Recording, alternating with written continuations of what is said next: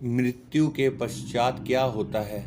मृत्यु के बाद मृतक की आत्मा यमलोक पहुंचती है, लेकिन इस यात्रा में जीवात्मा को 47 दिन का समय लगता है। और इन दिनों में आत्मा के साथ क्या होता है, इसके बारे में गरुड़ पुराण में बताया गया है। मृत्यु जीवन का अटल सत्य है, यानी जिसका जन्म हुआ है उसकी मृत्यु निश्चित है। पृथ्वी पर आए हर एक जीव को इस लोक को छोड़कर जाना पड़ता है। भगवान कृष्ण ने भी गीता में उपदेश में आत्मा को लेकर कहा है कि शरीर नश्वर होता है और आत्मा अमर होती है। यानी मृत्यु के बाद शरीर भले ही नष्ट हो जाता है, लेकिन आत्मा जीवित रहती है। अब प्रश्न यह है कि यदि आत्मा जीवित रहती है तो मृत्यु के बाद आत्मा का क्या होता है? इसका जवाब आपको हिंदू धर्म के महत्वपूर्ण और पवित्र ग्रंथ गरुड़ पुराण में मिलेगा। गरुड़ पुराण में भगवान विष्णु के वाहन पक्षीराज गरुड़ पूछते हैं, नारायण, मृत्यु के बाद आत्मा का क्या होता है और आत्मा कितने दिनों के बाद यमलोक पहुंचती है? गरुड़ के सवाल का जवाब देते हुए भगवान विष्णु कहते हैं, मृत्यु के बाद जीवात्मा को यमलोक तक की यात्रा करने में पूरे 47 दिन लग जाते हैं। इन 47 दिनों के दौरान उसे कई तरह की यातनाओं का भी सामना करना पड़ता है। मृत्यु के पहले मिलते हैं ये संकेत। भगवान बताते हैं कि जब किसी की मृत्यु नज़दीक होती है तो सबसे पहले व्यक्ति की आवाज़ जाती है। इसके बाद मृत्यु से कुछ समय पहले ही व्यक्ति को दिव्य दृष्टि प्राप्त होती है, जिसमें मनुष्य सारे संसार को एक रूप में देखने लगता है और इस तरह से उसके शरीर की सभी इंद्रियां स्थिर हो जाती है। जब व्यक्ति की मृत्यु हो जाती है तो यमलोक से दो दूत आते हैं और दूतों को देख आत्मा शरीर को त्याग कर बाहर निकल जाती है। आत्मा के शरीर त्यागने के बाद यमराज के दूत आत्मा के गले में पास बांध देते हैं और उसे यमलोक ले जाते हैं। मृत्यु के बाद 13वीं और पिंडदान क्यों जरूरी? मृतक व्यक्ति ने यदि अपने जीवन में पाप कर्म किए होंगे तो यमदूत पापी आत्मा को गर्म वायु और अंधेरे रास्ते से यमलोक ले जाती हैं और मार्ग में उसे कई तरह की यातनाएं झेलनी पड़ती है। इसके बाद आत्मा को आकाश मार्ग से वापस उसके घर छोड़ दिया जाता है। कहा जाता है कि मृत्यु के बाद मृतक की आत्मा अपने परिवार वालों के साथ पूरे 13 दिनों तक रहती है और मृत्यु के बाद होने वाली अंतिम क्रियाएं और रस्मों को भी देखती है। 13 दिन बाद जब आत्मा का पिंडदान, 13वीं और ब्राह्मण भोज आदि किया जाता है तो इसके बाद यमराज के यमदूत आत्मा को फिर से लेने के लिए आते हैं। इसलिए हिंदू धर्म में किसी की मृत्यु के बाद 13वीं और 10 दिनों तक पिंडदान करना जरूरी माना गया है, क्योंकि इससे आत्मा को यमलोक तक की यात्रा करने के लिए शक्ति मिलती है। लेकिन इसके बाद भी यमलोक तक की यात्रा आत्मा के लिए आसान नहीं होती। मृत्यु के बाद के वो 47 दिन, जब 13 दिनों के बाद यमदूत आत्मा को यमलोक लेने जाने के लिए आते हैं तो आत्मा को सबसे पहले वैतरणी नदी पार करनी पड़ती है। इस नदी को गंगा नदी की ही रौद्र रूप माना जाता है। यह नदी लाल रंग की होती है क्योंकि इसमें आग की लपटें निकलती रहती है। नदी पार करते हुए आत्मा को खतरनाक जीवों का दंश भी झेलना पड़ता है।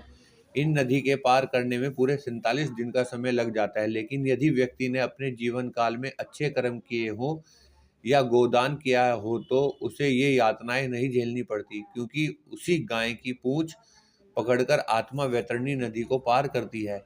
वैतरणी नदी को पार करने के बाद जब आत्मा यमलोक पहुंचती है तो यहाँ यमराज उसके कर्मों का लेखा जोखा करते हैं। इस तरह से जीवन काल में किए कर्मों के अनुसार यमराज आत्मा को स्वर्ग या नरक में भेजते हैं। इसलिए व्यक्ति को अपने जीवन में हमेशा अच्छे कर्म करने चाहिए, क्योंकि अच्छे कर्मों का फल ना सिर्फ जीवन बल्कि मृत्यु के बाद भी मिलता है। मृत्यु के बाद आपके कर्म ही आपके साथ जाते हैं।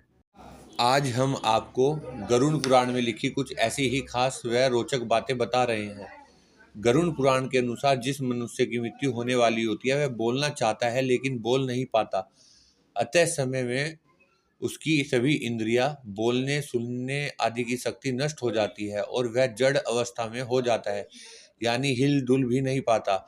इसके बाद उसके मुंह से झाग निकलने लगता है और लार टपकने लगती है। उस समय दो यमदूत आते हैं।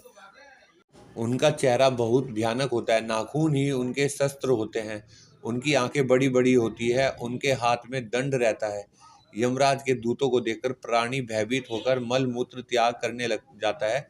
उस समय शरीर से अंगुष्ठ मात्र अंगूठे के बराबर जीव हा हा शब्द करता हुआ निकलता है, जिसे यमदूत पकड़ लेते हैं। यमराज के दूत उस शरीर को पकड़कर उसी समय यमलोक ले जाते हैं, जैसे राजा के सैनिक अपराध करने वाले को पकड़कर ले जाते हैं। उस पापी जीवात्मा को रास्ते में थकने पर भी यमराज के दूत डराते हैं, उसे नरक से मिलने वाले दुखों के बारे में बार बार बताते हैं। यमदूतों की ऐसी भयानक बातें सुनकर पापात्मा जोर जोर से रोने लगती है, किंतु यमदूत उस पर बिल्कुल भी दया नहीं करते। इसके बाद वह अंगूठे के बराबर शरीर यमदूतों से डरता और कांपता हुआ, कुत्तों के काटने से दुखी हो, अपने पापों को याद करते हुए चलता है। आग की तरह गर्म हवा तथा गर्म बालू पर वह जीव चल नहीं पाता है और वह भूख प्यास से तड़फता है। तब यमदूत उसकी पीठ पर चाबुक मारते हुए उसे आगे ले जाते हैं। वह जीव जगह जगह गिरता है और बेहोश हो जाता है, फिर उठकर चलने लगता है। इस प्रकार यमदूत जीवात्मा को अंधकार वाले रास्ते से यमलोक ले जाते हैं।